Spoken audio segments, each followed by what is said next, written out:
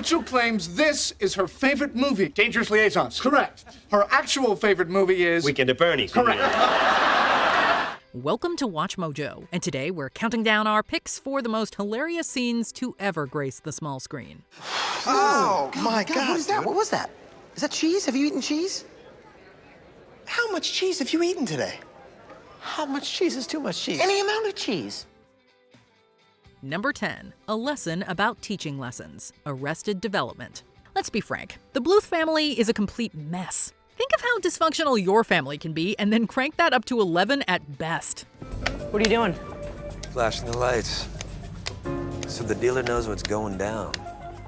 In one of their earlier examples, Michael suspects that his son George is using substances, so he decides to scare him straight by using sexy dancers, because why not?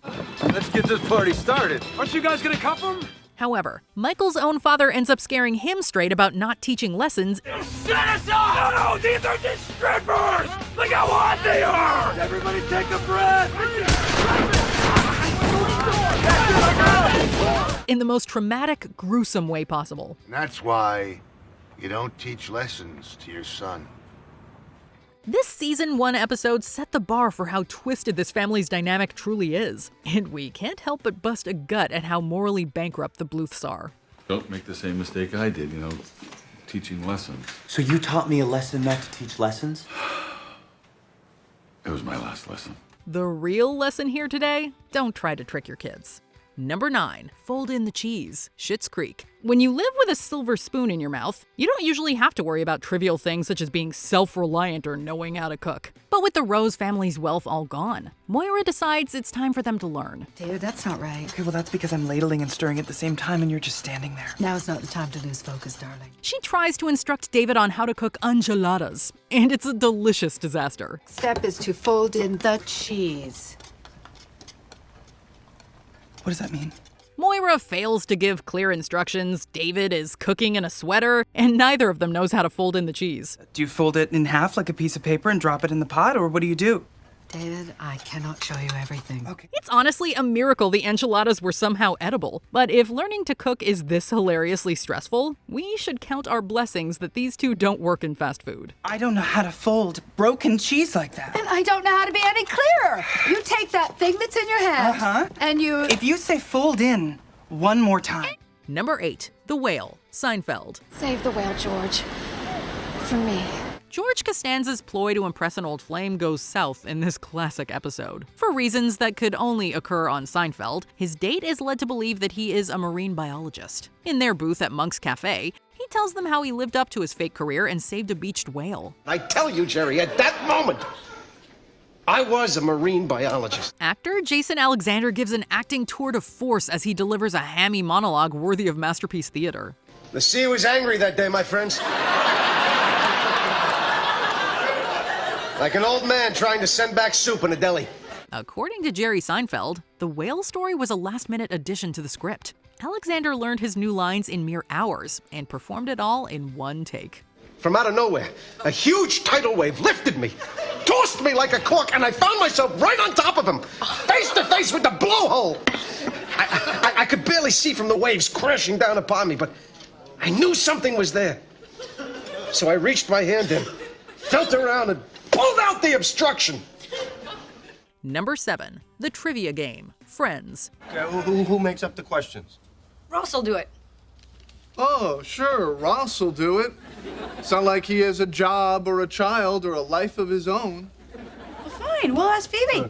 No, I want to play. The one with the embryos is an iconic episode in more ways than one, but for the sake of this list, we will be focusing on the trivia game played by Rachel, Monica, Joey, and Chandler. After arguing about which group knows more about the other, the men and women decide to split and finally put their knowledge to the test. The scene has some of the best character interactions of the entire show, while simultaneously providing fun new facts to the audience about their favorite on-screen friends. What is Monica's biggest pet peeve?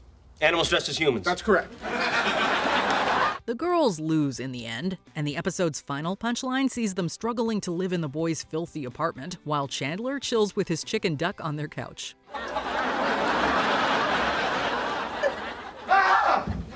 What is it? Did you see the size of the closets? I can't believe we live here. Number 6, Meeting the Peters, The Dick Van Dyke Show. Hi, we're Mr. and Mrs. Peters. Come in. In this now classic and groundbreaking episode, new father Rob Petrie becomes convinced the hospital switched their baby with one from another couple. He drives himself to distraction over it. He decides to settle it by inviting the other family, the Peters, over for dinner. Immediately, it becomes clear that the babies could not have been switched. The Peters are African American. I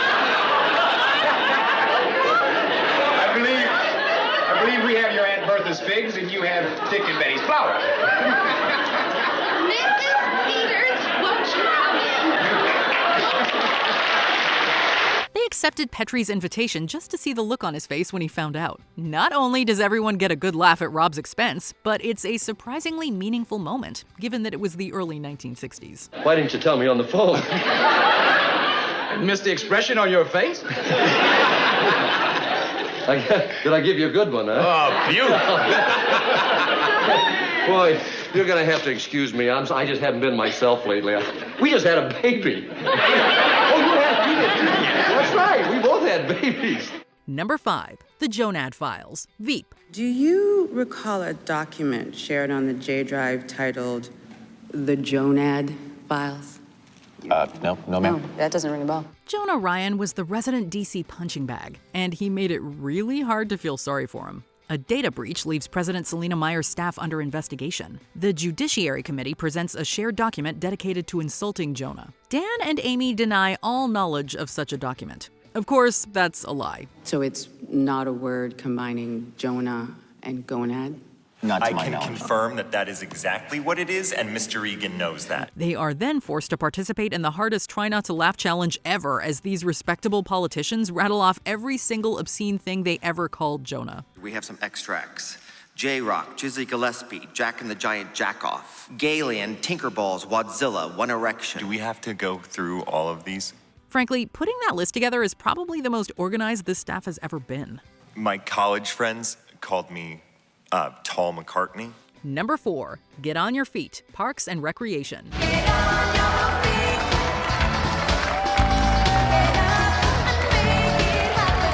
Leslie Knope and the ragtag team of nerds and eccentrics that make up her staff are running a scrappy campaign to put her on the city council. Her stop at a local ice rink proves that there are still a lot of details to iron out. For example, they realized too late that they didn't have enough money to get a red carpet long enough to get to the center of the rink.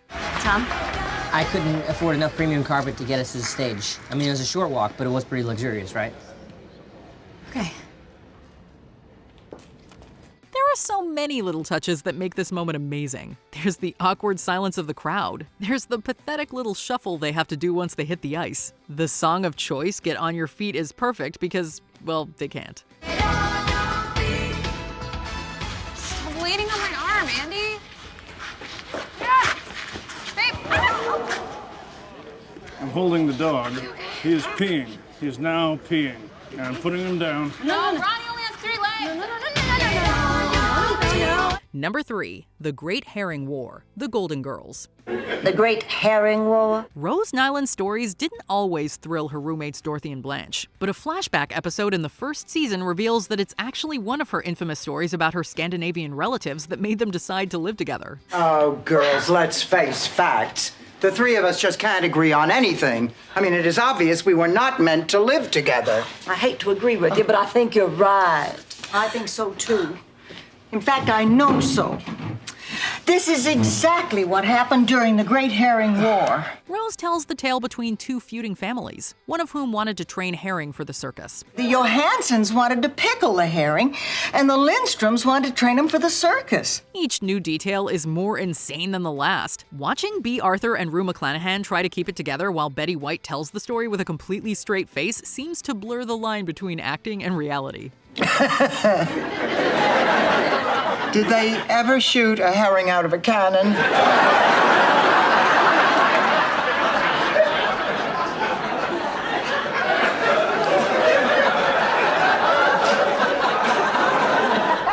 Only once.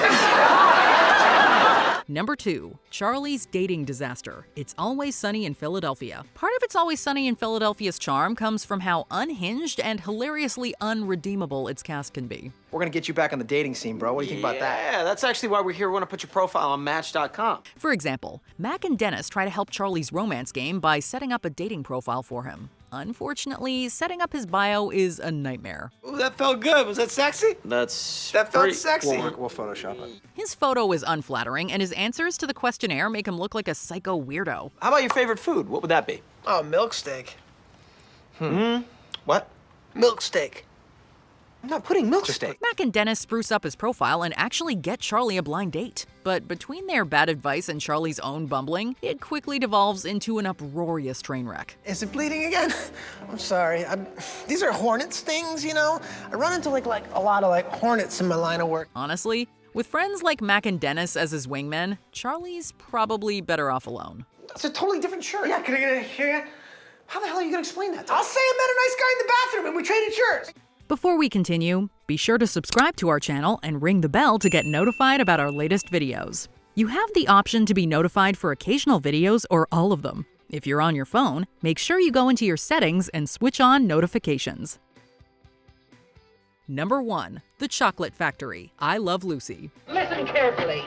This is the wrapping department. Yes, ma'am. Now, the candy will pass by on this conveyor belt and continue into the next room where the girls will pack it.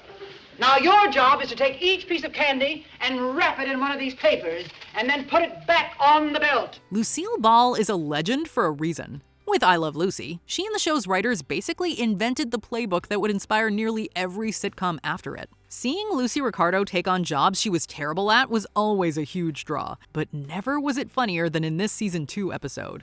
So this is easier. Yeah, we can handle this, okay?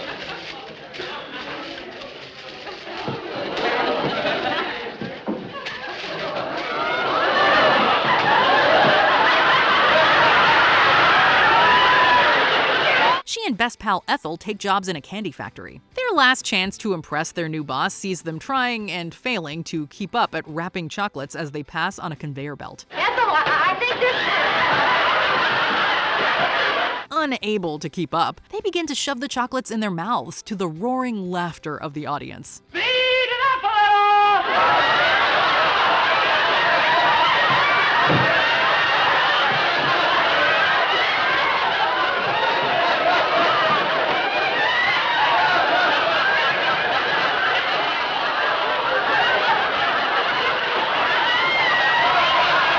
What TV scene makes you laugh the hardest? Let us know in the comments.